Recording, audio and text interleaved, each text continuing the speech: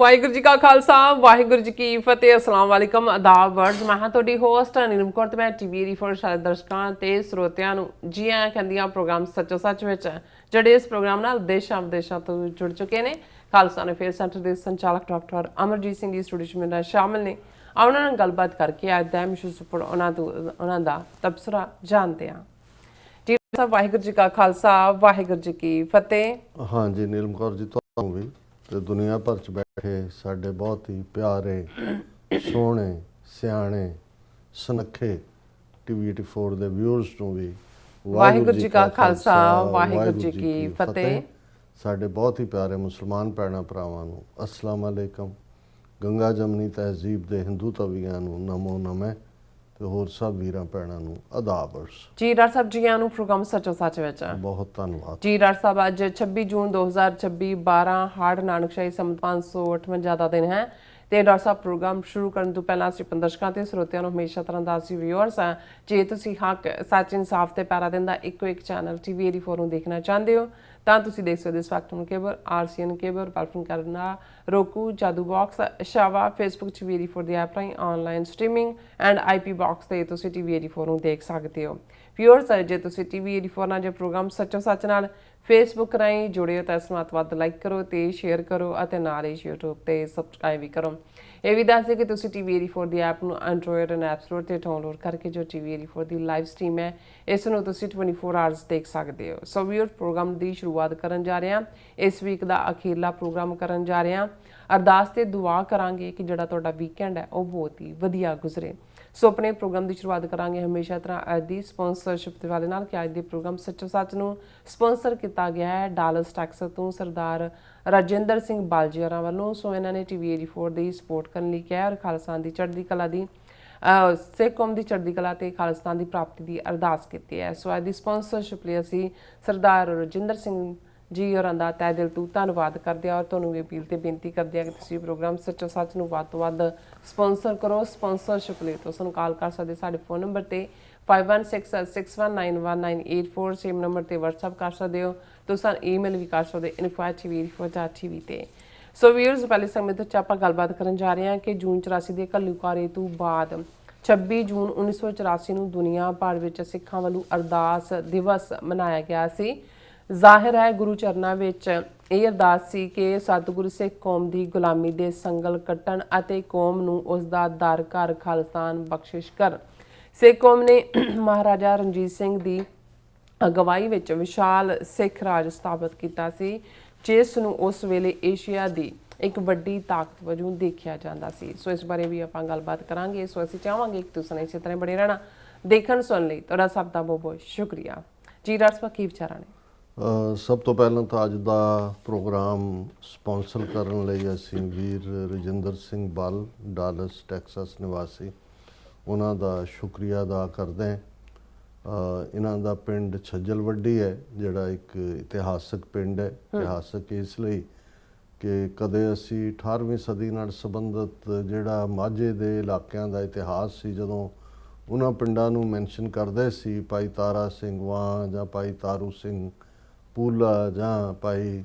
ਸ਼ਾਹਬਾਜ਼ ਸਿੰਘ ਮੀਰਾਂਕੋਟ ਜਿਹੜੇ ਨੇ ਉਹਨਾਂ ਦੇ ਪਿੰਡ ਦਾ ਖਿਆਲਾ ਉਹਦਾ ਜ਼ਿਕਰ ਹੁੰਦਾ ਸੀ। ਤੇ ਮੈਨੂੰ ਯਾਦ ਹੈ ਵੀ ਜਦੋਂ ਮੈਂ ਬਚਪਨ ਦੇ ਵਿੱਚ ਇਹਨਾਂ ਇਲਾਕਿਆਂ ਦੇ ਵਿੱਚ ਪਿੰਡਾਂ ਦੇ ਵਿੱਚ ਵਿਚਰਿਆ ਵੀ ਤੇ ਉਸ ਮਿੱਟੀ ਨੂੰ ਮੱਥੇ ਨੂੰ ਲਾਉਣ ਨੂੰ ਜੀ ਕਰਦਾ ਸੀ ਆਲਵੇਜ਼, ਔਰ ਕਿ ਭਾਈ ਇਹਨਾਂ ਇਸ ਧਰਤੀ ਤੋਂ ਇਸ ਕਿਸਮ ਦੇ ਯੋਧੇ ਨਿਕਲੇ। ਪਰ ਇਹਨਾਂ ਵਰਿਆਂ ਦੇ ਵਿੱਚ ਦਹਾਕਿਆਂ ਦੇ ਵਿੱਚ ਅਸੀਂ ਕਰੰਟ ਪੀਰੀਅਡ 'ਚ ਵੀ ਦੇਖਿਆ ਕਿ ਕਿਵੇਂ ਇਸ ਸਰਜ਼ਮੀਨ ਤੋਂ ਹੀ ਹੋਰ ਉਸ ਇਤਿਹਾਸ ਦੀ ਲੜੀ ਨੂੰ ਅੱਗੇ ਤੋਰਦੇ ਹਾਂ। ਜਦੋਂ ਮੈਂ ਅਕਸਰ ਇਹ ਆਪਣੀਆਂ ਪ੍ਰੈਜੈਂਟੇਸ਼ਨਸ ਦੇ ਵਿੱਚ ਕਹਿੰਦਾ ਕਿ ਭਾਈ ਹਰਜਿੰਦਰ ਸਿੰਘ ਜਿੱਦਾ, ਭਾਈ ਸੁਖਦੇਵ ਸਿੰਘ ਸੁੱਖਾ, ਉਹਨਾਂ ਨੇ ਸਾਨੂੰ ਯਾਦ ਦਹਾਨੀ ਕਰਵਾਈ ਕਿ ਭਾਈ ਸੁੱਖਾ ਸਿੰਘ ਮਤਾਬ ਸਿੰਘ ਦੇ ਵਾਰਸਾਂ ਦੀ ਲੜੀ ਅਜੇ ਟੁੱਟੀ ਨਹੀਂ। ਤੇ ਇਹ ਯਾਦ ਦਹਾਨੀ ਹੈ ਕਿ ਭਾਈ ਕਿਵੇਂ ਲਗਾਤਾਰਤਾ ਨਾਲ ਜੇ ਭਾਈ ਸੁੱਖਾ ਸਿੰਘ, ਭਾਈ ਮਤਾਬ ਸਿੰਘ ਨੇ ਹਰਮੰਦਰ ਸਾਹਿਬ ਦੀ ਬੇਅਦਬੀ ਕਰਨ ਵਾਲੇ ਮੱਸਾ ਰੰਗੜ ਨੂੰ ਸਜ਼ਾ ਯਾਫਤਾ ਕੀਤਾ ਸੀ, ਤੇ ਇਵੇਂ ਹੀ ਭਾਈ ਹਰਜਿੰਦਰ ਸਿੰਘ ਜਿੰਦਾ, ਭਾਈ ਸੁਖਦੇਵ ਸਿੰਘ ਸੁੱਖਾ ਨੇ ਭਾਰਤੀ ਫੌਜ ਦੇ ਜਨਰਲ ਵੈਦਿਆ, ਜਿਸ ਨੇ ਅੱਗੇ ਹੋ ਕੇ ਜਰਨੈਲੀ ਲਈ ਸੀ, ਜੂਨੀਅਰ ਸੀ। ਬਿਲਕੁਲ। ਵੈਸਟਰਨ ਕਮਾਂਡ ਦੇ ਜਨਰਲ ਸਿਨਹਾ ਨੇ ਇਨਕਾਰ ਕਰ ਦਿੱਤਾ ਸੀ ਟੈਂਕਾਂ ਦੀ ਵਰਤੋਂ, ਔਰ ਦੂਸਰੇ ਤੋਂ ਬਹੁਤ ਪਹਿਲਾਂ 81 ਦੇ ਵਿੱਚ ਹੀ, ਔਰ ਇਹਨੇ ਕਿਹਾ ਸੀ ਜੀ ਮੈਂ ਕਰਾਂਗਾ। ਔਰ ਇਸ ਜਨਰਲ ਹੰਕਾਰੇ ਹੋਏ ਔਰ ਜ਼ਾਬਰ ਫੌਜੀ ਜਰਨੈਲ ਨੂੰ ਇਹਨਾਂ ਦੋਨੋਂ ਬਹਾਦਰ ਸਿੰਘਾਂ ਨੇ ਜਾ ਕੇ ਪੂਨੇ ਦੇ ਵਿੱਚ ਸਜ਼ਾ ਯਾਫਤਾ ਕੀਤਾ ਸੀ। ਸੋ ਜ਼ਾਹਰ ਹੈ ਭਾਈ ਹਰਜਿੰਦਰ ਸਿੰਘ ਜਿੰਦਾ ਦਾ ਆਪਣਾ ਪਿੰਡ ਗਦਲੀ ਹੈ, ਲੇਕਿਨ ਛੱਜਲ ਵੱਡੀ ਉਹਨਾਂ ਦੀ ਜਿਹੜੀ ਹੈ ਉਹ ਭੈਣ ਵਿਆਹੀ ਹੋਈ ਹੈ। ਔਰ ਸੁਰਜੀਤ ਸਿੰਘ ਪੈਂਟਾ ਜਿਹੜਾ ਇੱਕ ਦਿੱਲੀ ਦੇ ਵਿੱਚ ਰਹਿਣ ਵਾਲਾ ਪੜ੍ਹਿਆ ਨੌਜਵਾਨ ਸੀ, ਕਿਵੇਂ ਸੁਰਜੀਤ ਸਿੰਘ ਪੈਂਟਾ ਨੇ ਆਪਣੇ ਸਾਰੇ ਸਾਥੀਆਂ ਦੇ ਨਾਲ ਦੁਸ਼ਟਾਂ ਨੂੰ ਸੋਧਿਆ, ਔਰ ਜਦੋਂ ਇਹਨਾਂ ਨੇ ਦਰਬਾਰ ਸਾਹਿਬ ਦੇ ਉੱਤੇ so called operation black thunder ਕੀਤਾ ਤੇ ਭਾਈ ਸਤਨਾਮ ਜਿਹੜਾ ਸੁਰਜੀਤ ਸਿੰਘ ਪੈਂਟਾ ਨੇ ਉਹ ਅੰਦਰ ਜੂਝੇ ਵੀ, ਔਰ ਬਾਅਦ ਚ ਜਦੋਂ ਉਹ ਬਾਹਰ ਨਿਕਲੇ ਤਾਂ ਉਹਨਾਂ ਨੇ ਸਾਈਨਾਈਡ ਖਾ ਲਿਆ ਸੀ ਔਰ ਉੱਥੇ ਉਹਨਾਂ ਦੀ ਮੌਤ ਹੋਈ। ਔਰ ਉਹ ਉਹਨਾਂ ਦਾ ਪਿੰਡ ਛੱਜਲ ਵੱਡੀ ਸੀ ਜਿਹੜਾ ਭਾਈ ਸੁਰਜੀਤ ਸਿੰਘ ਪੈਂਟਾ ਦਾ। ਸੋ ਅਕਸਰ ਜਦੋਂ ਅਸੀਂ ਇਹਨਾਂ ਸਾਰਿਆਂ ਹੀ ਹਾਲਾਤਾਂ 'ਤੇ ਗੱਲ ਕਰਦੇ ਹਾਂ ਤਾਂ ਫਿਰ ਜਿਹੜੇ ਵੀ ਵੀਰ ਭੈਣਾਂ ਇਸ ਪਾਸੇ ਤੁਰੇ ਹੋਏ ਨੇ ਉਹਨਾਂ ਨੂੰ ਆਪਣੀ ਵਿਰਾਸਤ 'ਤੇ ਵੀ ਮਾਣ ਹੁੰਦਾ ਹੈ। ਭਾਈ ਰਜਿੰਦਰ ਸਿੰਘ ਬਾਲ IT ਸੈਕਟਰ 'ਚ ਨੇ, ਬੜਾ ਪਿਆਰਾ ਪਰਿਵਾਰ ਹੈ ਉਹਨਾਂ ਦਾ। ਉਹਨਾਂ ਦੀ ਸਿੰਘਣੀ ਸਾਹਿਬਾਂ ਲਗਾਤਾਰ ਕਈ ਵਰ੍ਹਿਆਂ ਤੋਂ ਖਾਲਸਾ ਸਕੂਲ ਜਿਹੜਾ ਡਾਲਸ ਸਿੰਘ ਸਭਾ ਰਨ ਕਰਦੇ ਨੇ, ਉਹਦੇ 'ਚ ਬੱਚਿਆਂ ਨੂੰ ਗੁਰਮਤ ਨਾਲ ਜੋੜਦੇ ਨੇ। ਔਰ ਭਾਈ ਰਜਿੰਦਰ ਸਿੰਘ ਬਲ ਵੀ ਬੜੇ ਯੂਨੀਕ ਵਿਚਾਰਾਂ ਦੇ ਧਾਰਨੀ ਨੇ, ਔਰ ਸਾਡੇ ਨਾਲ ਉਹਨਾਂ ਦਾ ਲਗਾਵ ਜ਼ਾਹਰ ਹੈ ਕਿ ਇੱਕ ਪੰਥਕ ਪਿੰਡ ਦੇ ਵਿੱਚ ਹੁੰਦਿਆਂ ਵੀ ਹੈ। ਔਰ ਨਿੱਜੀ ਤੌਰ 'ਤੇ ਵੀ ਮੈਂ ਅਕਸਰ ਜਦੋਂ ਉਹਨਾਂ ਨੂੰ ਸੰਬੋਧਨ ਕਰਦਾ ਤਾਂ ਮੈਂ ਉਹ ਕਹਿੰਦਾ ਹੁੰਦਾ ਕਿ ਵੀ ਬਲ ਛੁੱਟ ਕੇ ਉਹ ਬੰਧਨ ਪਰੈ। ਮੈਂ ਕਿਹਾ ਜੀ ਬਲ ਹੋਆ ਬੰਧਨ ਛੁੱਟੇ। ਮੈਂ ਕਿਹਾ ਜੀ ਹੁਣ ਨਾਲ ਤੁਸੀਂ ਬਲ ਲਾਇਆ ਹੋਇਆ ਤੇ ਜ਼ਰਾ ਬਲਵਾਨ ਹੋ ਕੇ ਅਸੀਂ ਇਹ ਬੰਧਨ ਇਕੱਠੀਆਂ ਗੁਲਾਮੀ ਦੇ। ਬਿਲਕੁਲ। ਸੋ ਹੁਣ ਵੀ ਇਸ ਸਾਡੀ ਟ੍ਰਿਪ ਦੌਰਾਨ ਵੀ ਉਹ ਦੋਨੋਂ ਦਿਨ ਮਿਲੇ, ਗੁਰਦੁਆਰਾ ਸਾਹਿਬ ਵੀ ਆਏ। ਔਰ ਭਾਈ ਉਸ ਇਕੱਠ ਦੇ ਵਿੱਚ ਜਦੋਂ ਮੈਂ ਭਾਈ ਜਪਿੰਦਰ ਸਿੰਘ ਹੋਰਾਂ ਦਾ ਜ਼ਿਕਰ ਕਰਦਾ, ਬਾਪੂ ਕਰਨੈਲ ਸਿੰਘ ਜੀ ਜਿਨ੍ਹਾਂ ਦੇ ਨਾਲ ਪਹਿਲੀ ਵਾਰ ਆਟਵਾ 'ਚ ਮੁਲਾਕਾਤ ਹੋਈ, ਸੋ ਇੱਕ ਸ਼ਾਮ ਜਿਹੜੀ ਹੈ ਉਹਨਾਂ ਦੇ ਪਰਿਵਾਰ ਦੇ ਨਾਲ ਹੀ ਨਹੀਂ, ਉਹਨਾਂ ਨੇ 15-20 ਬੜੇ ਪਿਆਰੇ ਗੁਰਸਿੱਖ ਜਿਹੜੇ ਪੰਥ ਦਰਦੀ ਨੇ ਉਹ ਇਕੱਠੇ ਕੀਤੇ ਹੁੰਦੇ ਨੇ, ਔਰ ਉਹਦੇ 'ਚ ਇੱਕ ਵਿਚਾਰ ਚਰਚਾ ਵੀ ਹੁੰਦੀ ਹੈ। ਸੋ ਉਸ ਮੌਕੇ ਦੇ ਉੱਤੇ ਵੀ ਵੀਰ ਰਜਿੰਦਰ ਸਿੰਘ ਬਲ ਆਏ। ਸੋ ਅਸੀਂ ਉਹਨਾਂ ਦਾ ਸਮੁੱਚੇ ਪਰਿਵਾਰ ਦਾ ਸ਼ੁਕਰੀਆ ਅਦਾ ਕਰਦੇ ਹਾਂ। ਆਮ ਤੌਰ 'ਤੇ ਜਦੋਂ ਤੋਂ ਅਸੀਂ ਲਗਭਗ 14 ਸਾਲ ਤੋਂ TV 84 ਦਾ ਫਾਰਮੈਟ ਆਲਮੋਸਟ ਇੱਕੋ ਜਿਹਾ ਹੀ ਰਿਹਾ, ਹਾਲਾਂਕਿ ਕੁਝ ਚੀਜ਼ਾਂ ਜਿਹੜੀਆਂ ਮੁੱਢਲਿਆਂ ਸਾਲਾਂ 'ਚ ਸੀ ਉਹ ਅਸੀਂ ਡ੍ਰੌਪ ਕੀਤੀਆਂ over a period of time. ਜ਼ਿਆਦਾ ਪੋਲੀਟੀਕਲ ਕਾਮੈਂਟਰੀ ਹੋਣ ਲੱਗੀ, ਨਹੀਂ ਤਾਂ ਇੱਕ ਦਿਨ ਸਾਡਾ ਇੱਕ ਸੈਗਮੈਂਟ ਫੁੱਲੀ ਅੱਜ ਦਾ ਦਿਨ ਇਤਿਹਾਸ 'ਚ ਹੁੰਦਾ ਸੀ, ਇਕੱਲਾ ਸਿੱਖ ਇਤਿਹਾਸ ਨਹੀਂ ਵਰਲਡ ਹਿਸਟਰੀ ਵੀ, ਔਰ ਇਸ ਤੋਂ ਇਲਾਵਾ ਗੁਰਬਾਣੀ ਵਿਚਾਰ ਵੀ ਜਿਹੜੀ ਹੈ ਉਹ ਸੀ। ਲੇਕਿਨ ਹੌਲੀ ਜਿਸ ਕਿਸਮ ਦੇ ਹਾਲਾਤ ਬਣਦੇ ਚਲੇ ਗਏ, ਪਰ ਹੁਣ ਵੀ ਮੇਰੀ ਕੋਸ਼ਿਸ਼ ਹੁੰਦੀ ਹੈ ਕਿ ਜਿਸ ਦਿਨ ਦੇ ਉੱਤੇ ਮੈਂ ਪ੍ਰੋਗਰਾਮ ਕਰ ਰਿਹਾ ਉਸ 'ਚ ਮੈਂ ਪਹਿਲਾਂ ਜ਼ਰੂਰ ਦੇਖਦਾ ਕਿ ਕੋਈ ਅਹਿਮ ਦਿਨ, ਜਿਵੇਂ ਅਸੀਂ ਐਮਰਜੈਂਸੀ ਦੇ ਉੱਤੇ ਕੱਲ੍ਹ ਗੱਲ ਕੀਤੀ, ਸਾਡੇ ਵੀਰਾਂ ਨੇ ਉਹਨੂੰ ਪਸੰਦ ਕੀਤਾ ਕਿਉਂਕਿ ਬਹੁਤਿਆਂ ਨੂੰ ਪਤਾ ਵੀ, ਖਾਸ ਤੌਰ 'ਤੇ ਜਿਹੜੀ ਯੰਗ ਜਨਰੇਸ਼ਨ ਹੁਣ ਜਦੋਂ ਅਸੀਂ ਐਮਰਜੈਂਸੀ 'ਤੇ ਗੱਲ ਕਰਦੇ ਹਾਂ 1975 ਨੂੰ ਤੋਂ ਲੈ ਕੇ 50+ ਈਅਰਸ ਨੇ, ਔਰ ਕਿਵੇਂ ਅਸੀਂ ਸਾਡੀ ਕੌਮ ਨੇ ਮੌਕਾ ਗਵਾਇਆ ਉਸ ਵੇਲੇ। ਔਰ ਇੱਕ ਵੀਰ ਨਾਲ ਅੱਜ ਵੀ ਗੁਫ਼ਤਗੂ ਹੋ ਰਹੀ ਸੀ, ਮੈਂ ਕਿਹਾ ਵੀ ਜਦੋਂ sir Kapur Singh missed opportunity ਦੀ ਗੱਲ ਕਰਦੇ ਸੀ ਕਿ ਭਾਈ ਇੰਦਰਾ ਗਾਂਧੀ ਦੀ ਆਫਰ ਸੀ ਕਿ ਵੀ ਤੁਸੀਂ ਮੋਰਚਾ ਨਾ ਲਾਓ, ਜੋ ਤੁਸੀਂ ਪੰਜਾਬ ਲਈ ਚਾਹੁੰਦੇ ਹੋ, ਪਾਣੀ ਨਾਲ ਬੋਲਦੇ ਇਲਾਕੇ, ਚੰਡੀਗੜ੍ਹ ਔਰ ਪੰਜਾਬ ਨੂੰ ਤੁਸੀਂ ਸੰਭੋ, ਸਿਰਫ ਐਮਰਜੈਂਸੀ ਦੇ ਖਿਲਾਫ ਮੋਰਚਾ ਨਾ ਲਾਓ, ਮੇਰਾ ਸਾਥ ਦਿਓ। ਯਾਨੀ ਕਿ ਉਸ ਵੇਲੇ ਇੰਨੀ ਘਬਰਾਈ ਹੋਈ ਸੀ ਕਿਉਂਕਿ ਬਾਕੀ ਤਾਂ ਸਾਰੇ ਸੁਸਰੀ ਵਾਂਗ ਸੌਂ ਗਏ ਸੀ। ਸੋ ਸਰ ਕਪੂਰ ਸਿੰਘ ਹੋਰਾਂ ਦਾ ਕਹਿਣਾ ਸੀ ਜਦੋਂ ਇਸ ਜਿਹੜੇ 10ਵੇਂ ਪਾਤਸ਼ਾਹ ਦੇ ਵਾਕ ਨੂੰ, ਜਿਹਨੂੰ ਭਾਈ ਰਤਨ ਸਿੰਘ ਭੰਗੂ ਨੇ ਲਿਖਿਆ, ਉਹ ਇੰਟਰਪ੍ਰੇਟ ਵੀ ਕਰਦੇ ਨੇ, ਅਸੀਂ ਤਾਂ ਉਸ ਦੀਆਂ ਡਿਫਰੈਂਟ ਇੰਟਰਪ੍ਰੀਟੇਸ਼ਨਸ ਕਰਦੇ ਹਾਂ ਕਿ ਕਉ ਕਿਸੇ ਕੋ ਰਾਜ ਨਾ ਦੇ ਹੈ ਜੋ ਲਹਿ ਨਿਜ ਬਲ ਸੇ ਲਹਿ। ਤੇ ਉਹਨਾਂ ਦਾ ਇਸ ਦੇ ਉੱਤੇ ਇਹ ਕਹਿਣਾ ਸੀ ਕਿ ਜਿਵੇਂ ਸਿੱਖਾਂ ਨੂੰ ਨਵਾਬੀ ਦੀ ਖਿਲਤ ਜਿਹੜੀ ਹੈ ਉਹ ਲਾਹੌਰ ਦਰਬਾਰ ਦੀ ਮਜਬੂਰੀ ਸੀ, ਹਾਲਾਤ ਸੀ, ਔਰ ਉਹਨਾਂ ਨੇ ਜਿਹੜਾ ਅਫਗਾਨ ਹਮਲੇ ਦੇ ਵੇਲੇ ਜਾਂ ਦੂਸਰੇ ਜ਼ਕਰੀਆ ਖਾਨ ਜਾਂ ਦੂਜੇ ਨੇ ਦੇਖਿਆ ਕਿ ਭਾਈ ਸਿੱਖਾਂ ਦੀ ਮਦਦ ਲਈ ਜਾਏ। ਸੋ ਉਹਨਾਂ ਦਾ ਕਹਿਣਾ ਸੀ ਕਿ ਵੀ ਉਸ ਨਵਾਬੀ ਨੇ ਪਹਿਲੀ ਵਾਰ ਇਹ ਰੈਕਗਨਾਈਜ਼ ਸਿੱਖਾਂ ਨੂੰ ਲਾਹੌਰ ਦਰਬਾਰ ਰਾਹੀਂ ਕੀਤਾ ਸੀ ਕਿ ਉਹ ਕ੍ਰਿਮੀਨਲ ਨਹੀਂ ਹੈਗੇ, ਕਿਉਂਕਿ ਉਸ ਤੋਂ ਪਹਿਲਾਂ ਸਿੱਖਾਂ ਦੇ ਲਈ ਲਫ਼ਜ਼ ਲੁਟੇਰੇ, ਬੈਂਡਿਟ ਇਹੀ ਸੀ ਕਿ ਵੀ ਉਹਨਾਂ ਦੀ ਇਹ ਫਸਟ ਸਟੈਪ ਸੀ ਨੇਸ਼ਨਹੁੱਡ ਦੇ ਅੰਦਰ ਨੇਸ਼ਨਹੁੱਡ, ਸਬ ਨੇਸ਼ਨ ਉਹ ਕਹਿੰਦਾ ਸੀ ਕਿ ਸਬ ਨੇਸ਼ਨ ਸਟੇਟਸ। ਸੋ ਉਹਨਾਂ ਦਾ ਕਹਿਣਾ ਸੀ ਕਿ ਜਦੋਂ ਵੀ ਤਾਕਤ ਦਿੱਤੀ ਜਾਂਦੀ ਹੈ, ਨਿੱਜ ਬਲ ਦੇ ਨਾਲ ਜੁੜੀ ਹੋਈ ਗੱਲ ਇਹ ਹੈ ਕਿ ਜਦੋਂ ਤੁਹਾਡੀ ਤਾਕਤ ਨੂੰ ਕਿਤੇ ਨਾ ਕਿਤੇ ਦੁਸ਼ਮਣ ਕਿਸੇ ਖਾਨੇ 'ਚ ਰੱਖ ਕੇ ਦੇਖਦਾ ਹੈ ਕਿ ਭਾਈ ਉਸ ਦਾ ਨੁਕਸਾਨ ਹੋ ਰਿਹਾ, ਔਰ ਉਹ ਇੱਕ ਡੀਲ ਬਣਾ ਕੇ ਭਾਵੇਂ ਉਸ ਦੇ 'ਚ ਤੁਹਾਡਾ ਮੁਕੰਮਲ ਪਾਤਸ਼ਾਹੀ ਦਾ ਦਾਅਵਾ ਨਾ ਵੀ ਜਿਹੜਾ ਉਹ ਸਫਲ ਹੁੰਦਾ ਹੋਏ, ਲੇਕਿਨ ਉਹ ਇੱਕ ਸਟੈਪ ਹੁੰਦਾ ਹੈ ਅੱਗੇ ਜਾਣ ਲਈ। ਸੋ ਉਹਨਾਂ ਦਾ ਕਹਿਣਾ ਸੀ ਕਿ ਬਈ ਇਹ ਵੀ ਇੰਦਰਾ ਗਾਂਧੀ ਦੀ ਮਜਬੂਰੀ, ਘਬਰਾਹਟ ਦੂਜੇ ਦਾ ਪੀਰੀਅਡ ਸੀ, ਜਿਹਦੇ 'ਚ ਕਿ ਸਿੱਖ ਵਿਦਨ ਜਿਹੜਾ ਆਟੋਨਮਸ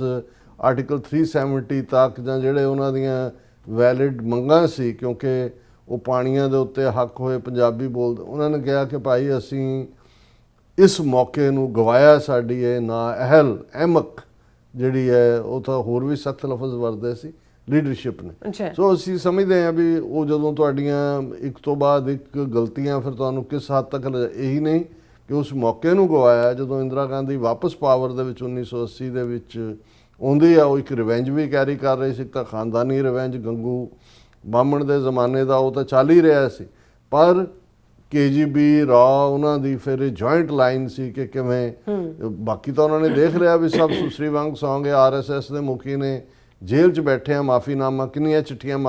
ਇੰਦਰਾ ਗਾਂਧੀ ਨੂੰ ਲਿਖੀਆਂ ਮਾਫੀ ਮੰਗਦੇ ਆ, ਜਿਵੇਂ ਸਾਵਰਕਰ ਨੇ ਕੀਤਾ ਸੀ। ਸੋ ਅਸੀਂ ਨਾ ਸਿਰਫ ਉਸ ਮੌਕੇ ਨੂੰ ਗਵਾਇਆ, ਲੇਕਿਨ ਘੱਲੂਘਾਰਾ ਸਾਡੇ ਤੇ ਵਰਤਾਇਆ ਗਿਆ। ਔਰ ਅੱਜ ਜਦੋਂ ਅਸੀਂ ਗੱਲ ਕਰ ਰਹੇ ਹਾਂ 26 ਜੂਨ ਨੂੰ, ਪਹਿਲਾ ਹਫਤਾ ਜੋ ਕੁਝ ਹੋਇਆ ਉਹ ਅਸੀਂ ਜੂਨ ਦੇ ਵਿੱਚ ਆਲਮੋਸਟ ਡੇ ਬਾਈ ਡੇ ਜਿਹੜਾ ਉਸ ਨੂੰ ਡਿਸਕਸ ਵੀ ਕਰਦੇ ਰਹੇ ਹਾਂ। ਹੁਣ ਤਾਂ ਉਸ ਦੀਆਂ ਬਹੁਤ ਮਾਈਨਿਊਟ ਡਿਟੇਲਸ ਨੇ, ਫਿਰ ਸਿੱਖ ਰੈਫਰੈਂਸ ਲਾਇਬ੍ਰੇਰੀ ਨਾਲ ਕੀ ਹੋਇਆ, ਜਾਂ ਫੌਜ ਅਜੇ ਬੈਠੀ ਹੋਈ ਹੈ ਫੁੱਲ ਸਕੇਲ ਪੰਜਾਬ ਦੇ ਵਿੱਚ। ਦੂਸਰਾ ਜਿਹੜਾ ਫੌਜੀ ਉਹਨਾਂ ਦਾ ਜਿਹਨੂੰ ਆਪਰੇਸ਼ਨ ਉਹਨਾਂ ਨੇ ਵੁੱਡ ਰੋਜ਼ ਦਾ ਨਾਂ ਦਿੱਤਾ, ਜੰਗਲੀ ਫੁੱਲ, ਉਸ ਦੀ ਵੀ ਸ਼ੁਰੂਆਤ ਹੋ ਗਈ। ਔਰ ਉਸ ਪੀਰੀਅਡ 'ਚ ਪਹਿਲੇ 2-3 ਹਫ਼ਤੇ ਤਾਂ ਜਿਹੜਾ ਜਿਸ ਕਿਸਮ ਦਾ ਮਾਹੌਲ ਸੀ, ਕੁਛ ਵੀ ਜਿਹੜਾ ਉਹ ਸਾਹਮਣੇ ਨਹੀਂ ਸੀ, ਜਦੋਂ ਤੱਕ ਈਵਨ ਦਰਬਾਰ ਸਾਹਿਬ ਨੂੰ ਖੋਲ੍ਹਿਆ ਵੀ ਗਿਆ ਆਮ ਦੇ ਲਈ ਬਿਲਕੁਲ ਫੌਜੀ ਕੰਟਰੋਲ ਦੇ ਥੱਲੇ, ਉਹ ਵੀ ਜਿਹੜਾ ਦੂਸਰਾ ਤੀਸਰਾ ਹਫ਼ਤਾ ਸੀ। ਸੋ ਕੁੱਲ ਮਿਲਾ ਕੇ 26 ਜੂਨ 1984 ਦਾ ਉਹ ਦਿਨ ਸੀ ਜਿਸ ਦਿਨ ਫਿਰ ਪੰਥ ਵੱਲੋਂ ਇਹ ਕਾਲ ਆਈ, ਜਿਹੜੇ ਪੰਜ ਸਿੰਘ ਸਾਹਿਬਾਨ ਉਸ ਵੇਲੇ ਜਿਨ੍ਹਾਂ ਨੇ ਲੀਡਰਸ਼ਿਪ ਰੋਲ ਸਾਂਭਿਆ ਕਿ ਸਮੂਹਕ ਅਰਦਾਸ ਕੀਤੀ ਜਾਏ ਦੁਨੀਆ ਭਰ ਦੇ ਵਿੱਚ। ਉਹ ਆਪਣੇ ਆਪ ਦੇ ਵਿੱਚ ਇਕੱਲਾ ਕੋਈ ਪ੍ਰੋਟੈਸਟ ਰੈਲੀ ਨਹੀਂ ਸੀ, ਕਾਲੀਆਂ ਦਸਤਾਰਾਂ, ਕਾਲੀਆਂ ਚੁੰਨੀਆਂ ਤਾਂ ਹੈ ਹੀ ਸਨ, ਲੇਕਿਨ ਗੁਰੂ ਚਰਨਾਂ 'ਚ ਅਰਦਾਸ ਸੀ ਕਿ ਮਹਾਰਾਜ ਗੁਲਾਮੀ ਦੇ ਸੰਗਲ ਕੱਟੋ। ਸੋ ਮੈਂ ਸਮਝਦਾ ਹਾਂ ਵੀ ਕਿਉਂਕਿ ਇਹਨਾਂ ਦਿਨਾਂ 'ਚ ਜਦੋਂ ਅਸੀਂ ਗੱਲਬਾਤ ਕਰ ਰਹੇ ਹਾਂ, ਆਲਰੇਡੀ ਇੱਕ ਸਿੱਖ ਜਥਾ 500 ਦੇ ਕਰੀਬ ਸਿੰਘਾਂ ਦਾ, ਕਿਤੇ 300 ਫਿਗਰ ਵੀ ਹੈ, ਪਾਕਿਸਤਾਨ ਦੇ ਵਿੱਚ ਜਿਹੜਾ ਪਹੁੰਚਿਆ ਹੋਇਆ, ਕਿਉਂਕਿ ਮਹਾਰਾਜਾ ਰਣਜੀਤ ਸਿੰਘ ਜਿਨ੍ਹਾਂ ਨੇ ਵਿਸ਼ਾਲ ਸਿੱਖ ਰਾਜ 2 ਲੱਖ ਮੁਰੱਬਾ ਮੀਲ ਤੋਂ ਜ਼ਿਆਦਾ ਦਾ, ਜਿਸ ਦੀਆਂ ਹੱਦਾਂ ਦਰਾ ਖੈਬਰ ਜਮਰੋਦ ਤੋਂ ਲੈ ਕੇ ਸਤਲੁਜ ਲੁਧਿਆਣੇ ਤੱਕ, ਔਰ ਸ਼ਿਕਾਰਪੁਰ ਸਿੰਧ ਤੋਂ ਲੈ ਕੇ ਲੱਦਾਖ ਬਾਲਿਸਤਾਨ ਕ੍ਰਾਸ ਕਰਕੇ ਤਿੱਬਤ ਤੱਕ ਲੱਗਦੀਆਂ ਸੀ, ਇਨਾ ਵਿਸ਼ਾਲ ਰਾਜ ਕਾਇਮ ਕੀਤਾ। 29 ਜੂਨ 1839 ਨੂੰ ਮਹਾਰਾਜਾ ਰਣਜੀਤ ਸਿੰਘ ਇਸ ਦੁਨੀਆ ਤੋਂ ਰੁਖਸਤ ਹੋਏ। ਔਰ ਜ਼ਾਹਰ ਹੈ ਕਿ ਜਿਹੜੇ 4 ਮੌਕੇ ਖਾਸ ਤੌਰ ਤੇ ਜਦੋਂ ਨਹਿਰੂ ਲਿਆਕਤ ਅਲੀ ਪੈਕਟ ਹੋਇਆ, ਜਿਹਦੇ 'ਚ ਕਿ ਸਿੱਖ ਜਥਿਆਂ ਨੂੰ ਜਾਣ ਦੀ ਆਗਿਆ ਮਿਲੀ ਪਾਕਿਸਤਾਨ ਦੇ ਗੁਰਧਾਮਾਂ ਦੇ, ਬਾਕੀ ਗੁਰਦੁਆਰਾ ਸਾਹਿਬਾਨ ਦੇ ਦਰਸ਼ਨਾਂ ਲਈ ਵੀ, ਉਹਨਾਂ ਦੇ ਵਿੱਚ ਜ਼ਾਹਰ ਹੈ ਗੁਰੂ ਨਾਨਕ ਸਾਹਿਬ ਦਾ ਪ੍ਰਕਾਸ਼ ਪੁਰਬ, ਖਾਲਸਾ ਸਾਜਨਾ ਦਿਵਸ, ਵਿਸਾਖੀ, ਗੁਰੂ ਅਰਜਨ ਸਾਹਿਬ ਦਾ ਸ਼ਹੀਦੀ ਦਿਨ ਜਿਹੜਾ ਮਨਾ ਕੇ 16 ਜੂਨ ਨੂੰ ਆਲਰੇਡੀ ਇੱਕ ਜਥਾ ਵਾਪਸ ਮੁੜਿਆ। ਔਰ ਹੁਣ ਮਹਾਰਾਜਾ ਰਣਜੀਤ ਸਿੰਘ ਦੀ ਬਰਸੀ ਜਿਸ ਨੂੰ ਜਿਹੜਾ ਉਹ 29 ਜੂਨ ਨੂੰ ਸੈਲੀਬ੍ਰੇਟ ਕੀਤਾ ਜਾਏਗਾ, ਉਹਨਾਂ ਦੀ ਸਮਾਧ ਮਹਾਰਾਜਾ ਰਣਜੀਤ ਸਿੰਘ, ਲੇਕਿਨ ਉਸ ਤੋਂ ਪਹਿਲਾਂ ਉਹ ਸਾਰੇ ਗੁਰਧਾਮਾਂ ਦੇ ਦਰਸ਼ਨ ਕਰਦੇ ਨੇ। ਸੋ ਮੇਰੇ ਮਨ ਦੇ ਵਿੱਚੋਂ ਨਾਲ ਲੱਗਦੇ ਹੀ ਮੇਰੇ ਸਾਹਮਣੇ ਇੱਕ ਸੱਜਣ ਨੇ ਇੰਦਰਪ੍ਰੀਤ ਸਿੰਘ, ਉਹਨਾਂ ਨੇ ਸਿੱਖਾਂ ਤੇ ਗੋਰਖਿਆਂ ਦੀ ਰਿਲੇਸ਼ਨਸ਼ਿਪ ਕੀ ਰਹੀ, ਜਿਹੜੀ ਖਾਸ ਤੌਰ ਤੇ ਸਿੱਖ ਰਾਜ ਦੇ ਵੇਲੇ, ਉਹ ਅੱਜ ਮੇਰੀਆਂ ਨਜ਼ਰਾਂ 'ਚੋਂ ਆਰਟੀਕਲ ਗੁਜ਼ਰਿਆ। ਉਹਦੇ 'ਚੋਂ ਹਾਲਾਂਕਿ ਕੁਝ ਜਾਣਕਾਰੀ ਮੈਨੂੰ ਪਹਿਲਾਂ ਵੀ ਸੀ, ਪਰ ਮੈਨੂੰ ਲੱਗਾ ਕਿ ਵੀ ਜਦੋਂ ਅਸੀਂ ਰਾਜ ਭਾਗ ਦੀ ਗੱਲ ਕਰਦੇ ਹਾਂ ਮਹਿਜ਼, ਕਿਉਂਕਿ ਜੋ ਕਈ ਵਾਰ ਮਹਾਰਾਜਾ ਲਫ਼ਜ਼ ਸੁਣਦੇ ਹਾਂ ਬਹੁਤਿਆਂ ਨੂੰ ਲੱਗਦਾ ਵੀ ਉਹ ਵੀ ਇੱਕ ਆਮ ਰਾਜਿਆਂ ਵਾਂਗ ਜਾਂ ਦੂਜਾ, ਇਹ ਵੀ ਠੀਕ ਹੈ ਕਿ ਉਹ ਨਾ ਮਾਡਰਨ ਡੈਮੋਕ੍ਰੈਟਿਕ ਸਟੇਟ ਨਹੀਂ ਸੀ ਤੇ ਨਾ ਹੀ ਉਹ ਮੋਨਾਰਕੀ ਜਾਂ ਬਾਦਸ਼ਾਹਤ ਸੀ। ਉਹ ਇੱਕ ਮਿਲਿਆ ਜੁਲਿਆ ਜਿਹੜਾ ਲੇਕਿਨ ਜਿਹੜੀ ਉਸ ਰਾਜ ਦੀ ਜੇ ਕਹਿਣਾ ਹੋਏ ਖੁਸ਼ਹਾਲੀ, ਮੈਰਿਟੋਕ੍ਰੇਸੀ, ਮੈਰਿਟ ਤੇ ਬੇਸਡ ਸਭ ਨੂੰ ਹਕੂਕ, ਅਮਨ ਔਰ ਪ੍ਰੋਸਪੈਰਿਟੀ, ਉਸ ਵੇਲੇ ਦੀ ਬ੍ਰਿਟਿਸ਼ ਕਰੰਸੀ ਤੋਂ 13 ਗੁਣਾ ਜ਼ਿਆਦਾ ਪਾਵਰਫੁਲ ਜਿਹੜਾ ਉਹ ਨਾਨਕਸ਼ਾਹੀ ਸਿੱਕਾ ਸੀ। ਕਿਸੇ ਨੂੰ ਡੈਥ ਸੈਂਟੈਂਸ ਨਹੀਂ ਸੀ, ਕੋਈ ਜੇਲ੍ਹਾਂ ਨਹੀਂ ਸਨ, ਔਰ ਸਦੀਆਂ ਦੇ ਆਪਸੀ ਖਿਚਾਅ ਵਾਲੇ ਮਾਹੌਲ 'ਚ ਘੱਟੋ ਘੱਟ 18ਵੀਂ ਸਦੀ ਤਾਂ ਸਾਰੀ ਜਿਹੜੀ ਹੈ ਉਹ ਖਿਚਾਅ ਵਾਲੀ ਸੀ। ਉਹਦੇ 'ਚ ਇੰਨੇ ਵੱਡੇ ਖਿੱਤੇ ਦੇ ਲੋਕਾਂ ਨੇ ਅਮਨ ਦੇਖਿਆ, ਆਪਸੀ ਭਾਈਚਾਰਾ, ਔਰ ਇਹ ਜਦੋਂ ਅਸੀਂ ਮਹਾਰਾਜਾ ਰਣਜੀਤ ਸਿੰਘ ਦੀ ਕੈਬਨਿਟ ਵੱਲ ਦੇਖਦੇ ਹਾਂ ਤੇ ਉਸ ਦੇ ਵਿੱਚ ਜਿਹੜਾ ਮੈਰਿਟ ਤੇ ਬੇਸਡ, ਉਹਦੇ 'ਚ ਹਿੰਦੂ ਵੀ ਨੇ, ਮੁਸਲਮਾਨ, ਫਕੀਰ ਅਜ਼ੀਜ਼ੁਦੀਨ, ਤਿੰਨੋਂ ਭਰਾ ਆਲਾ ਅਹੁਦਿਆਂ ਦੇ ਉੱਤੇ ਮੈਰਿਟ ਦੇ ਉੱਤੇ ਬੇਸਡ, ਔਰ ਉਸ ਦੇ ਵਿੱਚ ਜਿਹੜਾ ਇੱਕ ਆਪਸੀ ਹਮਾਂਗੀ ਹੈ। ਪਰ ਉਹਦੇ ਨਾਲ ਨਾਲ ਜਿੰਨੀ ਪਾਵਰਫੁਲ ਫੌਜ, ਜਿਹੜੀ ਇਕੱਲੀ ਘੋੜ ਚੜਿਆਂ ਦੀ ਨਹੀਂ ਸੀ, ਜਿਹੜੀ ਕਿ ਸਾਡੀ ਸਿੱਖ ਮਿਸਲਾਂ ਦੇ ਵੇਲੇ ਖਾਸ ਤੌਰ ਤੇ ਬਹਾਦਰੀ ਦਾ ਜਿਹੜਾ ਕਾਰਨਾਮੇ ਉਹ ਤਾਂ ਉਹਨਾਂ ਨਾਲ ਹੀ ਜੁੜੇ ਹੋਏ ਨੇ। ਕੋਈ ਵੱਡੇ ਤੋਪਖਾਨੇ ਨਹੀਂ ਸਨ, ਕੋਈ ਦੂਸਰਾ ਨਹੀਂ ਸੀ, ਲੇਕਿਨ ਇਸ ਲੈਵਲ ਦੇ ਉੱਤੇ ਰਾਜ ਭਾਗ ਜਿਹੜਾ ਸਥਾਪਿਤ ਕੀਤਾ ਗਿਆ, ਜਿਹਦੇ ਥੱਲੇ ਬੈਸਟ ਜਿਹੜੇ ਉਸ ਵੇਲੇ ਦੇ ਫ੍ਰੈਂਚ, ਇਟਾਲੀਅਨ ਜਨਰਲ, ਉਹਨਾਂ 'ਚੋਂ ਕੁਝ ਜਿਹੜੇ ਨੈਪੋਲੀਅਨ ਬੋਨਾਪਾਰਟ ਦੀ ਫੌਜ ਦਾ ਹਿੱਸਾ ਸੀ, ਉਹਨਾਂ ਨੂੰ ਸਿੱਖ ਰਾਜ ਦੇ ਵਿੱਚ ਇੰਪਲੋਏ ਕੀਤਾ ਗਿਆ, ਔਰ ਉਹਨਾਂ ਨੇ ਮਾਡਰਨ ਲੀਹਾਂ ਦੇ ਉੱਤੇ, ਜਿਸ ਦੇ ਵਿੱਚ ਜ਼ਾਹਰ ਹੈ ਕਿ ਇਨਫੈਂਟਰੀ ਦਾ ਇੱਕ ਵੱਡਾ ਰੋਲ ਸੀ, ਉਸ ਨੂੰ ਉਹਨਾਂ ਨੇ ਜਿਹੜਾ ਸਥਾਪਿਤ ਕੀਤਾ।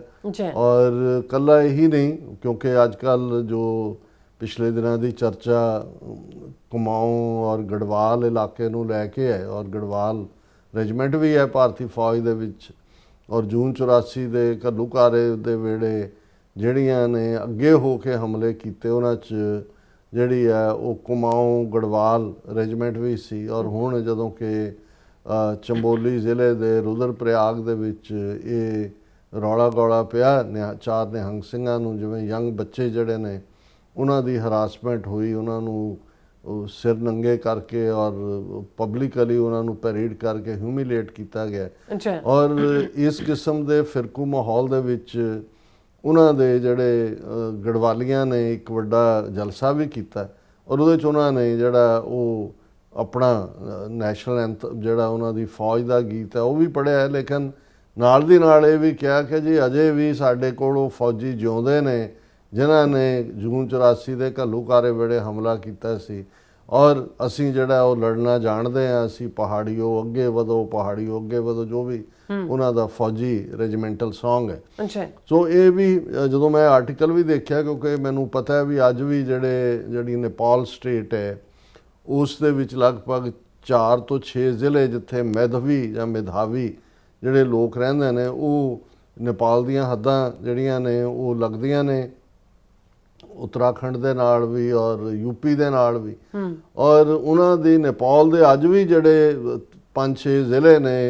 ਉਹ ਹਿੰਦੀ ਸਪੀਕਿੰਗ ਨੇ, ਜਿਹੜੇ ਕਿ ਕਿਸੇ ਵੇਲੇ ਇਸ ਗੜਵਾਲ ਔਰ ਇਸ ਦਾ ਹਿੱਸਾ ਸੀ। ਔਰ ਇਸ ਗੱਲ ਦਾ ਧਿਆਨ ਰਹੇ ਕਿ ਭਾਈ ਇਹ ਜਿਹੜੇ ਨੇ ਕਿਵੇਂ, ਜੇ ਸਿੱਖ ਫੌਜ ਮਹਾਰਾਜਾ ਰਣਜੀਤ ਸਿੰਘ ਦੀ ਕਮਾਂਡ ਥੱਲੇ ਕਾਂਗੜੇ ਦੇ ਇਨਵੇਜਨ ਵੇਲੇ ਗੋਰਖਿਆਂ ਨੂੰ ਜਿਨ੍ਹਾਂ ਨੇ ਘੇਰ ਲਿਆ ਸੀ ਆਲਰੇਡੀ, ਗੜਵਾਲ, ਕੁਮਾਊਂ, ਇਹ ਸਾਰੇ ਇਲਾਕੇ ਜਿੱਥੇ ਅੱਜ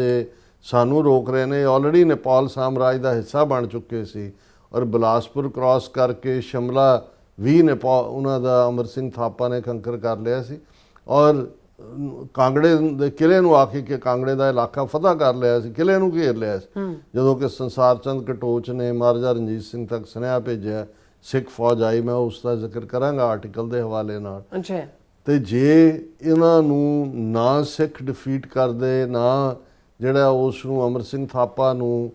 ਜਿਹੜਾ ਉਹ ਆਪਣਾ ਛੱਡ ਕੇ ਉੱਥੋਂ ਜਾਣਾ ਪੈਂਦਾ, ਤੇ ਅੱਜ ਇਹ ਸਾਨੂੰ ਧਮਕੀਆਂ ਨਾ ਦੇ ਰਹੇ ਹੁੰਦੇ, ਇਹ ਨੇਪਾਲ ਦੇ ਜਿਹੜਾ ਉਹ ਗੋਰਖਿਆਂ ਦੀਆਂ ਜੁੱਤੀਆਂ ਖਾ ਰਹੇ ਹੁੰਦੇ, ਜਿਵੇਂ ਕਿ ਜਿਹੜੇ 5-6 ਜ਼ਿਲ੍ਹੇ ਹੁਣ ਨੇ ਉਹ ਉਹਨਾਂ ਦੇ ਨਾਲ ਜੋ ਸਲੂਕ ਹੁੰਦਾ ਹੈ, ਬਥੇਰਾ ਇੰਡੀਆ ਨੇ ਇੰਟਰਵੀਨ ਕੀਤਾ ਉਹਨਾਂ ਦੇ ਬਿਹਾਫ ਤੇ, ਜਾਂ ਅਦਰਵਾਈਜ਼ ਕਿਸੇ ਦੀ ਕੋਈ ਗੱਲ ਜਿਹੜੀ ਹੈ ਉਹ ਬਣਦੀ ਨਹੀਂ ਹੈ। ਜੀ। ਸੋ ਅਸੀਂ ਸਮਝਦੇ ਹਾਂ ਕਿ ਵੀ ਜਿੱਥੇ ਅਸੀਂ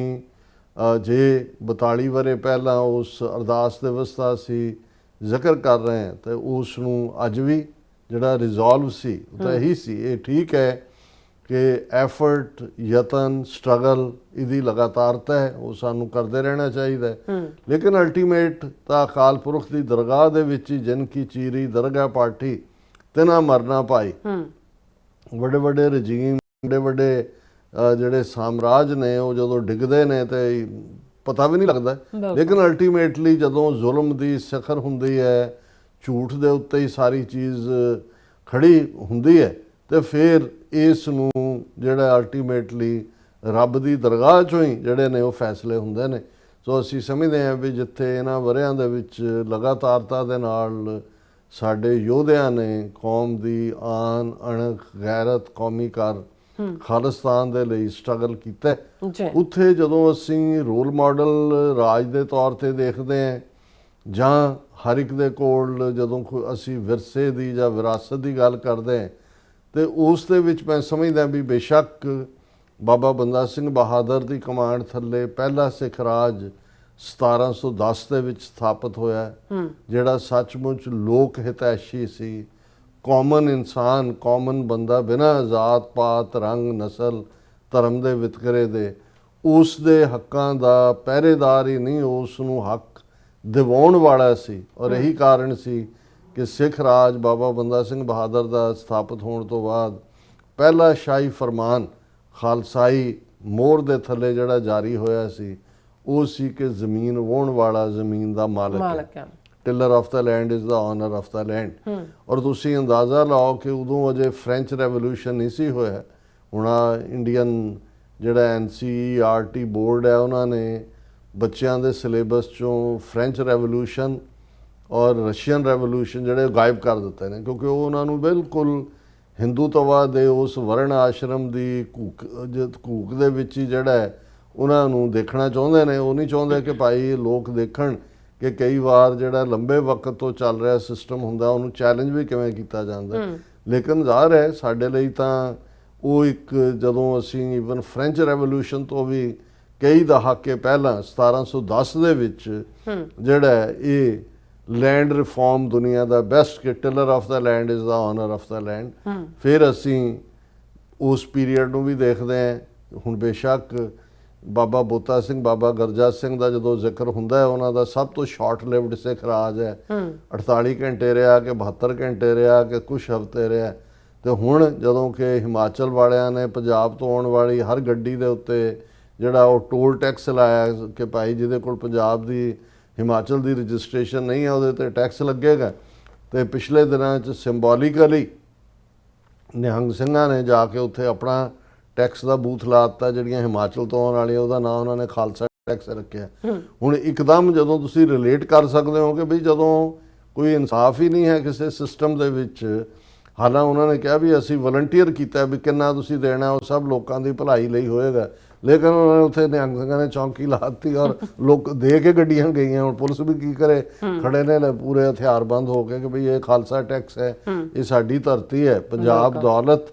ਯਾਹੀ ਤੇ ਸਿੱਖ ਖਾਹੇ, ਦੱਖਣੀ ਪੱਛਮੀ ਕਿਮ ਲੈ ਜਾਏ। ਇਹੀ ਰਿਜ਼ੋਲਵ 18ਵੀਂ ਸਦੀ ਸੀ ਕਿ ਸਾਡੀ ਧਰਤੀ ਹੈ, ਦੱਖਣ ਤੋਂ ਆਉਣ ਵਾਲੇ ਲੁਟੇਰੇ ਜਿਹੜੇ ਨੇ ਔਰ ਪੱਛਮ ਤੋਂ ਆਉਣ ਵਾਲੇ ਦਰਾ ਖੈਬਰ ਪਾਰ ਤੋਂ, ਇਹ ਪੰਜਾਬ ਦੀ ਦੌਲਤ ਨੂੰ ਕਿਵੇਂ ਲੁੱਟਣੇ, ਪੰਜਾਬ ਦੇ ਲੋਕਾਂ ਦੀ ਦੌਲਤ ਹੈ। ਸੋ ਮੈਂ ਸਮਝਦਾ ਵੀ ਇਹ ਸਿੰਬੋਲਿਜ਼ਮ ਜਿਹੜਾ ਅੱਜ ਵੀ ਹੁੰਦਾ ਹੈ, ਇਹ ਇਸ ਲਈ ਹਕੂਮਤਾਂ ਨੂੰ ਡਰਾਉਂਦਾ ਔਰ ਜਿਹੜਾ ਸਾਨੂੰ ਸਾਡੇ ਅੰਦਰ ਚਾਅ ਜਾਂ ਉਤਸ਼ਾਹ ਭਰਦਾ, ਕਿਉਂਕਿ ਇਹਦੇ ਨਾਲ ਹਿਸਟਰੀ ਜੁੜੀ ਹੋਈ ਹੈ। ਸਾਡੇ ਕੋਲ, ਸਾਨੂੰ ਕੋਈ ਰਾਜ ਲੈਂਡ 'ਚ ਕੋਈ ਦਿੱਕਤ ਨਹੀਂ ਹੈ, ਕਿਉਂਕਿ ਸਾਡੀ ਪ੍ਰੋਗਰਾਮਿੰਗ ਜਿਹੜੀ ਹੈ ਖਾਲਸਾ ਬਾਦਸ਼ਾਹ ਜਾਂ ਬਾਗੀ ਦੀ ਹੈ। ਇਸ ਲਈ ਸਿੱਖ ਨੂੰ ਤੁਸੀਂ ਸਬਜੂਗੇਟ ਨਹੀਂ ਕਰ ਸਕਦੇ। ਹੁਣ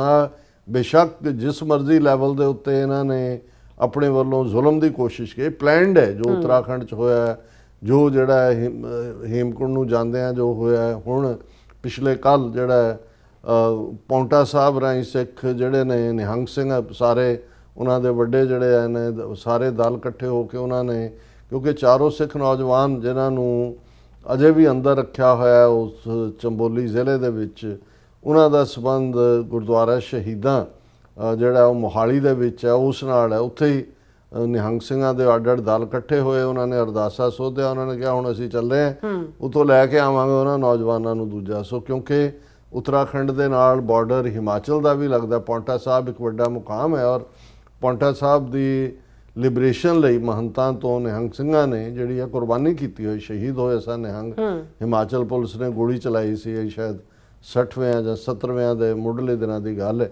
ਸੋ ਉਹ ਜਦੋਂ ਹੀ ਉੱਤਰੋਂ ਗਏ ਉਧਰ ਯੂਪੀ ਦੀ ਪੁਲਿਸ ਨੇ, ਹਿਮਾਚਲ ਦੀ ਪੁਲਿਸ ਨੇ ਬੜੇ ਬੜੇ ਲਾਏ ਹੋਏ, ਤੇ ਜਦੋਂ ਸਿੰਘ ਸਿੰਘਣੀਆਂ ਨਿਹੰਗ ਸਿੰਘ ਚੁੱਕ ਕੇ ਉਹਨਾਂ ਨੇ ਮਾਰਿਆ ਤਲਵਾਰਾਂ ਨਾਲ, ਬੈਰੀਅਰ ਕੱਟ ਕੇ ਉਹਨਾਂ ਨੂੰ ਵਕਤ ਪੈ ਗਿਆ ਵੀ ਇਹ ਉੱਥੇ ਪਹੁੰਚ ਗਏ ਦੇਹਰਾਦੂਨ, ਉਹਨਾਂ ਨੇ ਅਸੀਂ ਜਾਣਾ। ਹੁਣ ਉਹਨਾਂ ਦੇ ਨਾਲ ਉਹਨਾਂ ਨੇ ਪੌਂਟਾ ਸਾਹਿਬ 'ਚ ਗੁਫ਼ਤਗੂ ਕਰਕੇ ਜੋ ਸੁਣਨ 'ਚ ਆਇਆ ਕਿ 2 ਦਿਨ ਦਾ ਉਹਨਾਂ ਨੇ ਵਕਤ ਲਿਆ ਕਿ ਵੀ ਅਸੀਂ ਉਹਨਾਂ ਨੂੰ ਛੱਡਾਂਗੇ, ਜ਼ਮਾਨਤਾਂ ਜਾਂ ਜੋ ਵੀ ਕੋਈ ਸਿਸਟਮ ਹੋਵੇਗਾ। ਉਹ ਨਿਹੰਗ ਸਿੰਘ ਜੇ ਬੈਠੇ ਨੇ ਪੌਂਟਾ ਸਾਹਿਬ। ਸੋ ਕਹਿਣ ਦਾ ਮਤਲਬ ਇਹ ਹੈ, ਔਰ ਸਾਰਾ ਪੰਥ ਜਿਹੜਾ ਜਿਉਂ ਹੀ ਇਹ ਹੋਇਆ, ਇਹ ਹੈ ਜਦੋਂ ਅਸੀਂ ਪ੍ਰੋਗਰਾਮਿੰਗ ਦੀ ਗੱਲ ਕਰਦੇ ਹਾਂ, ਬਾਦਸ਼ਾਹ ਜਾਂ ਬਾਗੀ ਦੀ ਗੱਲ ਕਰਦੇ ਹਾਂ, ਇਹ ਠੀਕ ਹੈ ਵੀ ਅਸੀਂ ਉੱਥੇ ਕਈ ਵਾਰ ਅਗਵਾਈਹੀਣੇ ਹੋ ਕੇ ਸਾਡੀ ਤਾਕਤ ਅੱਡ-ਅੱਡ ਥਾਵਾਂ ਤੇ ਜ਼ਾਇਆ ਹੋ ਰਹੀ ਹੈ, ਔਰ ਇਹਦੇ 'ਚ ਵੀ ਕੋਈ ਸ਼ੱਕ ਨਹੀਂ ਕਿ ਵੱਡੀ ਗਿਣਤੀ 'ਚ ਨਕਲੀ ਨਿਹੰਗ ਵੀ ਜਿਹੜੇ ਨੇ ਉਹ ਉਹਨਾਂ ਨੇ ਕ੍ਰੀਏਟ ਕਰ ਦਿੱਤੇ ਹੋਏ ਨੇ। ਲੇਕਿਨ ਮੈਂ ਕੁੱਲ ਮਿਲਾ ਕੇ ਦੇਖਦਾ ਕਿ ਵੀ ਹਕੂਮਤ ਕੋਈ ਚਾਲ ਚੱਲਣਾ ਚਾਹੁੰਦੀ ਹੈ, ਪਰ ਉਹ ਕੌਮ ਨੂੰ ਇਕੱਠੇ ਕਰਦੇ ਇੱਕਦਮ, ਜਿਹੜਾ ਇਸ ਨੂੰ ਲੈ ਕੇ ਜਿਹੜਾ ਸਿੱਖ ਕੌਮ ਦੇ ਵਿੱਚ ਜਿਹੜੀ ਯਕਜ਼ਹਿਦੀ ਹੋਈ ਔਰ ਜਿਵੇਂ ਦਾ ਇਹਨਾਂ ਦੇ ਕਾਰਨਾਮੇ ਜਿਹੜੇ ਸਾਹਮਣੇ ਆਏ ਬਹਾਦਰੀ ਦੇ ਸਿੰਘਾਂ ਦੇ, ਉਹਨੇ ਕੌਮ ਨੂੰ ਇਕੱਠੇ ਕੀਤਾ। ਹੁਣ ਇਸੇ ਤਰ੍ਹਾਂ ਮਹਾਰਾਸ਼ਟਰ ਦਾ ਅਸੀਂ ਜ਼ਿਕਰ ਕੀਤਾ ਸੀ ਕਿ ਸਰਕਾਰ ਨੇ ਕੈਬਨਿਟ 'ਚ ਉਹਨੂੰ ਪਾਸ ਕਰ ਲਿਆ, ਲੈਜਿਸਲੇਚਰ 'ਚ ਲਿਆਉਣ ਵਾਲਿਆਂ ਨੇ ਕਿ ਭਾਈ ਉਹਦਾ ਕੰਟਰੋਲ ਸਿੱਧਾ ਜਿਹੜਾ ਉਹ ਪੁਰਾਣਾ ਐਕਟ ਜਿਹੜਾ 1960ਵੇਂ ਦਾ ਉਹਨੂੰ ਪਾਸੇ ਰੱਖ ਕੇ, ਜਿਹਦੇ 'ਚ ਕਿ ਸ਼੍ਰੋਮਣੀ ਕਮੇਟੀ, ਚੀਫ ਖਾਲਸਾ ਦੀਵਾਨ, 2 ਸਿੱਖ ਐਮਪੀ ਉਹ। ਲੇਕਿਨ ਇੱਕਦਮ ਇੰਨਾ ਦੁਨੀਆ ਭਰ ਦੇ, ਹਾਲਾਂਕਿ ਕੋਈ ਇਹ ਨਹੀਂ ਹੈ ਵੀ ਕਿਸੇ ਨੇ ਅਕਾਲ ਤਖਤ ਤੋਂ ਐਜੀਟੇਸ਼ਨ ਦਾ ਐਲਾਨ ਕੀਤਾ, ਜਿਹੜਾ ਅਸੀਂ ਸਮਝਦੇ ਹਾਂ ਕਿ ਭਾਈ ਕੌਮ ਦੇ ਗਲੋਂ ਗੁਲਾਮੀ ਦੇ ਸੰਗਲ ਲਾਹਣ ਲਈ ਹੁਣ ਬਥੇਰਾ ਹੋ ਗਿਆ ਕਿ ਭਾਈ ਅਰਦਾਸ ਦਿਵਸ ਔਰ ਦੂਸਰੇ ਪਾਰਟ ਚੱਲਦੇ ਰਹੇ ਨੇ। ਹੁਣ ਤਾਂ ਡਾਇਰੈਕਟ ਜਿਹੜਾ ਅਕਾਲ ਤਖਤ ਦਾ ਜਿਹੜਾ ਬੇਸਿਕ ਕਾਨਸੈਪਟ ਹੈ, ਦਿੱਲੀ ਤਖਤ ਤੋਂ 2 ਫੁੱਟ ਉੱਚਾ ਔਰ ਅਕਾਲ ਦਾ ਤਖਤ, ਜਿਹਦੇ ਲਈ ਸਰਬੱਤ ਖਾਲਸੇ ਕਰਕੇ ਉਹ ਸਿੱਖ ਮਿਸਲਾਂ ਨੇ ਜਾਂ ਮਹਾਰਾਜਾ ਰਣਜੀਤ ਸਿੰਘ ਜਿਨ੍ਹਾਂ ਦੀ ਹਕੂਮਤ ਨੂੰ ਸਰਕਾਰੇ ਖਾਲਸਾ ਜੀਓ ਕਰਕੇ ਜਾਣਿਆ ਜਾਂਦਾ ਹੈ, ਲੇਕਿਨ ਉਹਨਾਂ ਨੇ ਵੀ ਅਕਾਲ ਤਖਤ ਦੇ ਉੱਤੇ ਹੀ ਜਿਹੜੇ ਸਰਬੱਤ ਖਾਲਸਾ ਔਰ ਦੂਸਰਾ ਉਸ 'ਚੋਂ ਹੀ ਉਹਨਾਂ ਦੀ ਪਾਵਰ ਡਰਾ ਹੁੰਦੀ ਸੀ। ਔਰ ਇਹੀ ਕਾਰਨ ਹੈ ਕਿ ਅਕਾਲੀ ਫੂਲਾ ਸਿੰਘ ਨੇ ਜਦੋਂ ਮੋਰਲ ਟਰਪੀਚੂਡ ਦੇ ਇਸ਼ੂ ਤੇ ਤਲਬ ਕੀਤਾ ਮਹਾਰਾਜਾ ਰਣਜੀਤ ਸਿੰਘ ਨੂੰ, ਉਹ ਪੇਸ਼ ਹੋਏ, ਉਹਨਾਂ ਨੇ ਕਿਹਾ ਕੌੜੇ ਮਾਰੋ, ਉਹਨਾਂ ਨੇ ਕਮੀਜ਼ ਲਾਈ ਕਿ ਵੀ ਮਾਰੋ ਮੇਰੇ। ਸੋ ਇਹ ਆਪਣੇ ਆਪ ਦੇ ਵਿੱਚ ਹੈ ਔਰ ਇਹ ਚੁੱਭਦਾ ਜਦੋਂ ਅਸੀਂ ਦੇਖਦੇ ਹਾਂ ਇਹ ਸਾਰੇ ਨੂੰ। ਔਰ ਇੱਕਦਮ ਇਹ ਮਹਾਰਾਸ਼ਟਰ ਦੇ ਮੁੱਦੇ ਦੇ ਉੱਤੇ ਵੀ ਜਿਵੇਂ ਸਿੱਖਾਂ ਦੇ ਵਿੱਚ ਇੱਕ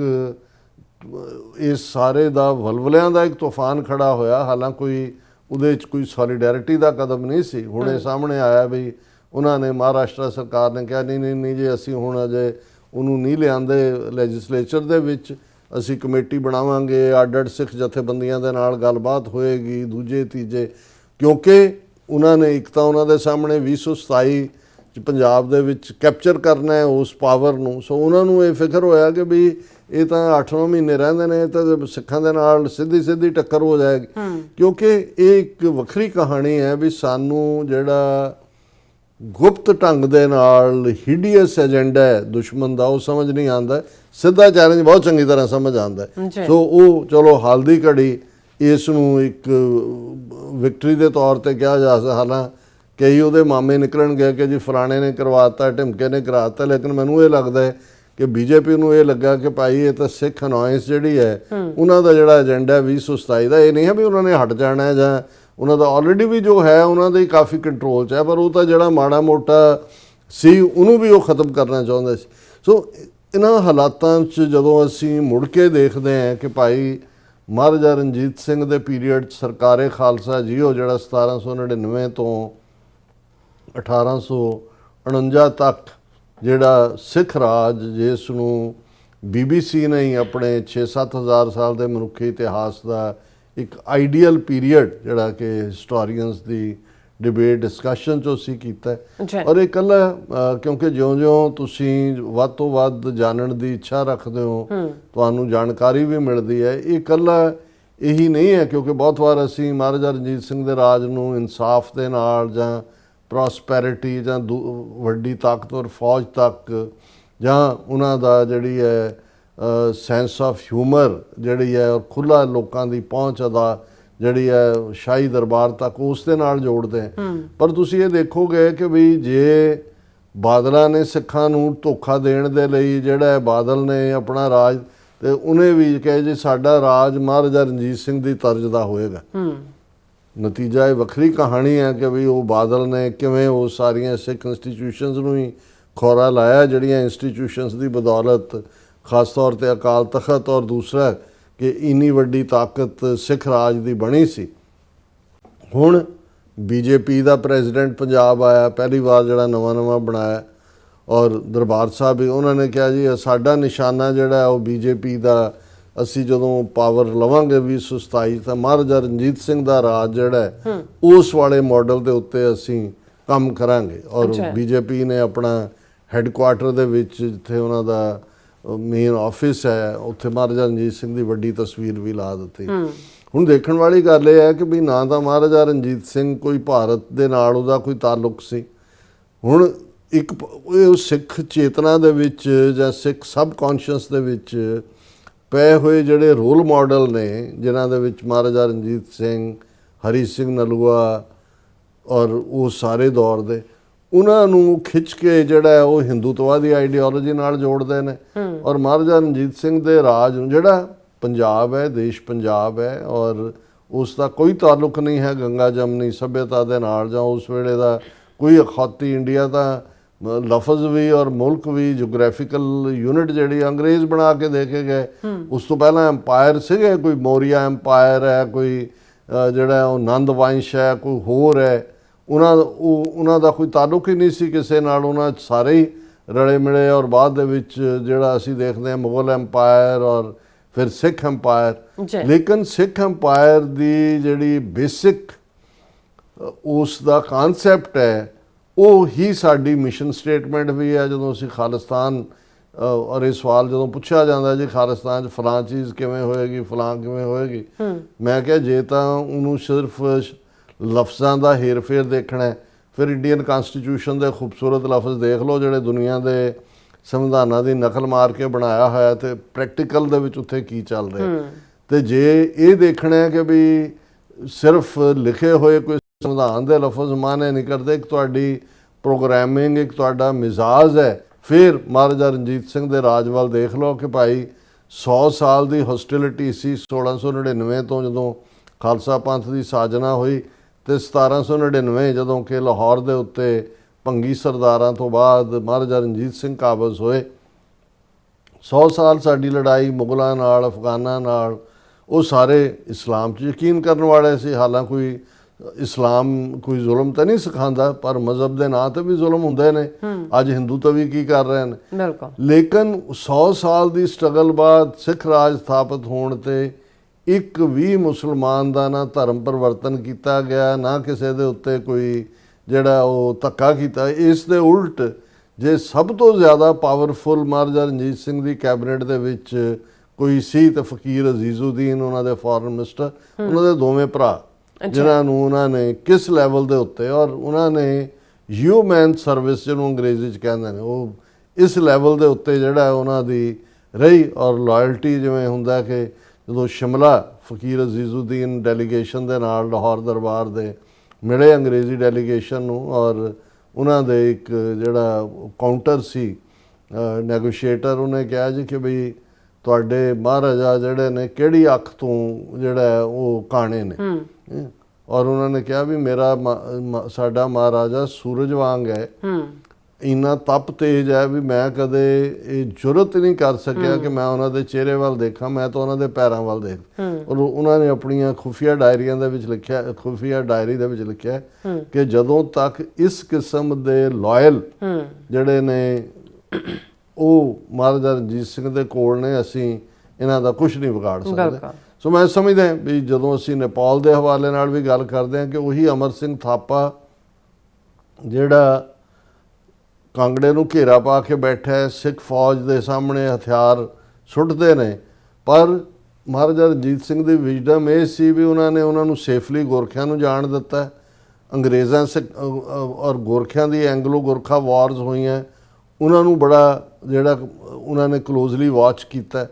ਔਰ ਉਹਨਾਂ ਨੇ ਦੇਖਿਆ ਵੀ ਇਹਨਾਂ ਦੀ ਬਹਾਦਰੀ ਔਰ ਕਿਉਂਕਿ ਖੁਖਰੀ ਦੇ ਨਾਲ ਲੜਨ ਵਾਲੇ ਪੈਦਲ ਉਸ ਵੇਲੇ ਤੱਕ ਮਹਾਰਾਜਾ ਰਣਜੀਤ ਸਿੰਘ ਦੀ ਇਨਫੈਂਟਰੀ ਨਹੀਂ ਸੀ, ਪੈਦਲ ਫੌਜ ਨਹੀਂ ਸੀ, ਘੋੜ ਚੜ੍ਹੇ ਹੀ ਸੀ ਮੇਨਲੀ। ਔਰ ਉਹਨਾਂ ਨੇ ਇਹ ਜਿਹੜੀ ਇਨਫੈਂਟਰੀ ਜਿਹਨੂੰ ਕਿਹਾ ਜਾਂਦਾ ਪੈਦਲ ਫੌਜ, ਇਹ ਗੋਰਖਿਆਂ ਤੋਂ ਹੀ ਸਥਾਪਿਤ ਕੀਤੀ। ਔਰ ਫਿਰ ਇਸ ਲੈਵਲ ਦੇ ਰਿਲੇਸ਼ਨਸ਼ਿਪ ਨੇਪਾਲ ਦੇ ਨਾਲ ਰਹੇ ਕਿ ਅਮਰ ਸਿੰਘ ਥਾਪਾ ਦੇ ਦੋਵੇਂ ਲੜਕੇ ਜਿਹੜੇ ਨੇ, ਉਹਨਾਂ ਦੇ ਇਸ ਆਰਟੀਕਲ ਦੇ ਵਿੱਚ ਨਾਂ ਨੇ ਭੋਪਾਲ ਸਿੰਘ ਤੇ ਅਰਜਨ ਸਿੰਘ, ਉਹ ਮਹਾਰਾਜਾ ਰਣਜੀਤ ਸਿੰਘ ਦੀ ਫੌਜ ਦੇ ਵਿੱਚ ਆ ਕੇ ਉਹਨਾਂ ਨੇ ਕਮਾਂਡ ਕੀਤਾ ਆਪਣੀਆਂ ਗੁਰਖਾ ਇਨਫੈਂਟਰੀਜ਼ ਨੂੰ। ਸੋ ਇਹ ਆਪਣੇ ਆਪ ਦੇ ਵਿੱਚ, ਔਰ ਇਹ ਹੁਣ ਮੇਰੇ ਕੋਲ ਵਕਤ ਨਹੀਂ ਹੈ, ਮੈਂ ਘੜੀ ਵੱਲ ਦੇਖ ਰਿਹਾ ਕਿ ਡਿਟੇਲ ਮੈਂ ਡਿਸਕਸ ਕਰ ਸਕਾਂ ਕਿਸੇ ਦਿਨ ਫਿਰ ਸਹੀ, ਲੇਕਿਨ ਇਹਦੇ ਵਿੱਚ ਕੋਈ ਸ਼ੱਕ ਨਹੀਂ ਹੈ ਕਿ ਉਹ ਅੰਗਰੇਜ਼ ਘਬਰਾਉਂਦੇ ਸੀ ਕਿਉਂਕਿ ਨੇਪਾਲ ਦੀਆਂ ਹੱਦਾਂ ਸਿੱਧੇ ਤੌਰ ਤੇ ਤਾਂ ਸਿੱਖ ਰਾਜ ਨਾਲ ਨਹੀਂ ਸੀ ਲੱਗਦੀਆਂ।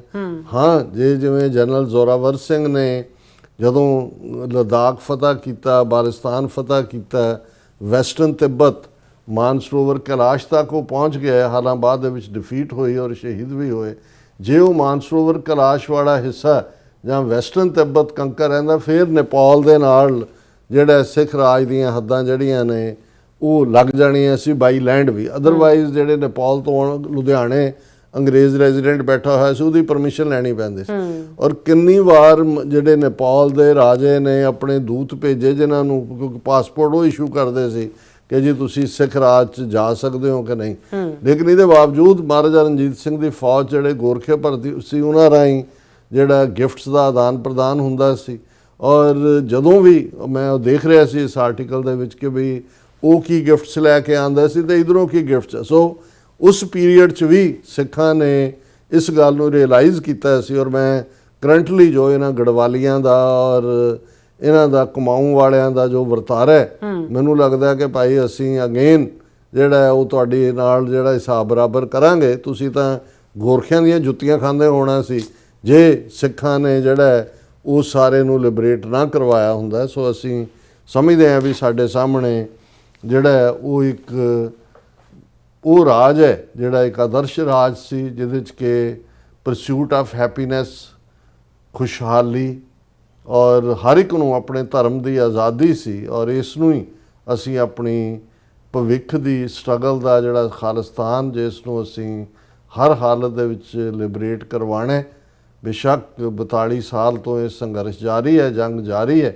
ਤੇ ਇਸ ਗੱਲ ਦਾ ਜਿਹੜਾ ਸਾਨੂੰ ਅਹਿਸਾਸ ਹੈ ਕਿ ਇਹ ਜਿਨ੍ਹਾਂ ਦੇ ਨਾਲ ਸਾਡਾ ਵਾਹ ਹੈ, ਇਹ ਮੁਗਲਾਂ ਤੋਂ ਵੱਧ ਜ਼ਾਲਮ ਨੇ, ਅੰਗਰੇਜ਼ਾਂ ਤੋਂ ਵੱਧ ਸ਼ੈਤਾਨ ਨੇ,